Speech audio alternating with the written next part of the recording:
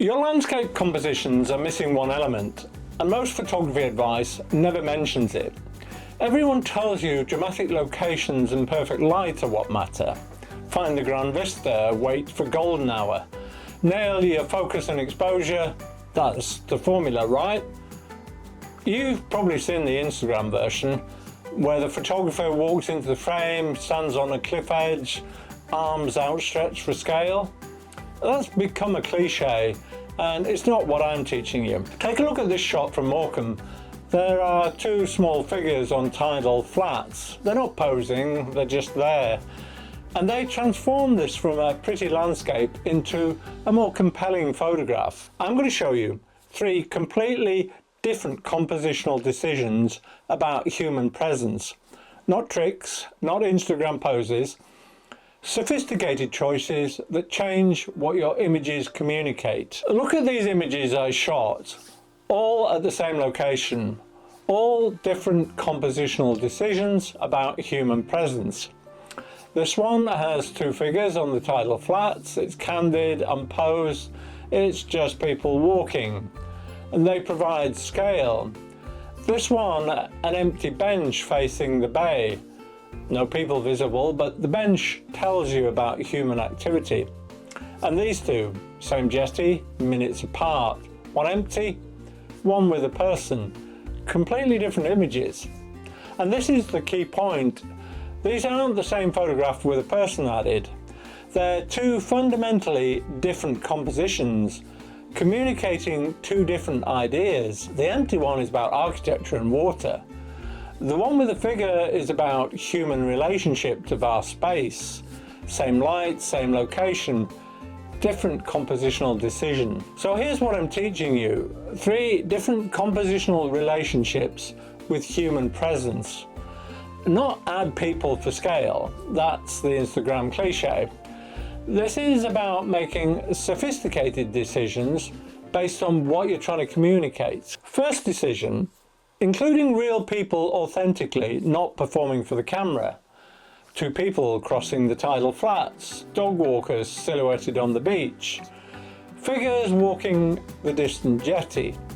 None of them know I'm photographing them. None of them are posing. And that's the difference from the Instagram cliche. In the Instagram version, you walk into the frame, strike a pose, arms spread, and look dramatic. It's become a visual shortcut, but it looks staged. This approach, with real people doing real things, I waited for them to be positioned in the right place compositionally. But they're unaware of the camera, and that authenticity makes the difference. These figures are small, maybe 1/20th of the frame.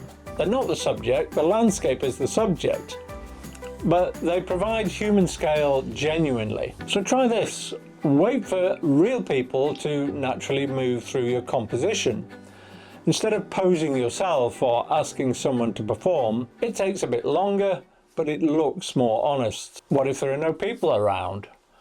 Well, that's where the second decision comes into play. In the second decision, we're showing human relationship to the landscape, but without visible people. This 5-minute long exposure at Morecambe has no figures. The rocks are a man-made breakwater, a tidal defence.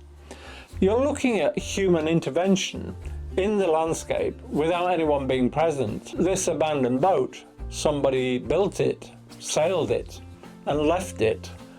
There's a human story told through this object. This bench is designed for people, but it's currently empty. The emptiness is meaningful because the bench exists.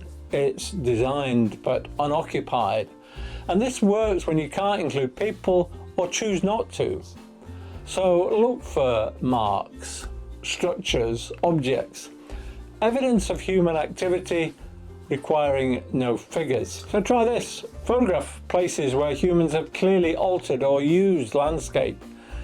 The human relationship is there without anyone visible. So that's 2 decisions, including candid figures or human marks. Both keep landscape as a primary subject. In the third decision, we're going to flip this completely. The third decision, the person becomes your subject and the landscape becomes context. Remember these from the start, here's why they matter. In the empty jetty, this is a landscape photograph. There's architecture and water as the subject. In this image, with a person on the jetty, this is a photograph of a person with landscape providing the context. The figure in red is the compositional anchor. You're not adding scale, you're changing the entire subject. The same here, cyclists pausing at railings. They're the subject. The bay behind provides the context. The composition is built around the figure, and this is a flip most landscape photographers never consider. They're stuck thinking landscape means land is the subject, but make the person your subject and use landscape to tell their story. Now you're photographing human experience of place, not just place itself. Same location, same light, two compositional relationships. That's the decision. So try this. Think person in landscape, not landscape with person. Build your composition around the figure. Use the landscape as context for them, not them as context for the landscape. It's a complete reversal of how you see. So the real lesson here isn't about adding people for scale. That's an Instagram shortcut that everyone knows. This is 3 compositional relationships with human presence. Candid figures where landscape is the subject, human marks without figures showing intervention, and a person as the subject with landscape as context. The question isn't about should I include people. The question is which compositional relationship serves what I'm trying to communicate. That's sophisticated decision making, not following formulas. So here's some practical tips on how to apply this. First, these are decisions, not tricks. So before you shoot, ask yourself, what relationship with human presence serves this image? Secondly, for candid inclusion, be patient. Wait for real activity, don't pose. Thirdly, train yourself to look and see human marks, paths, structures, abandoned objects. And fourthly, practice the flip, compose with person as subject and landscape as their story. And finally, shoot multiple versions if you're uncertain and compare them later. Recognition comes from practice. Now a quick note on editing. I process these using the Nick collection from DxO. Plugins that give incredible control over tone and atmosphere. Silver Effects Pro works great for black and white, and Color Effects Pro obviously for color work. They're creative decisions, it's not just about technical sliders. I'm a DxO affiliate and they give me a discount code Richard15 to give you 15% off the Nick collection or anything else in their software range. There's a link in the description. So if you want more control over your landscape editing, they're worth trying. So let's just sum this up.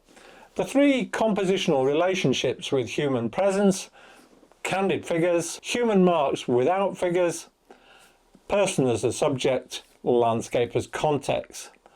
Stop reflexively avoiding people or defaulting to Instagram poses. Make deliberate choices about compositional relationships. That separates compelling images from snapshots. Practice these relationships, stop thinking in cliches, and I look forward to seeing you next time.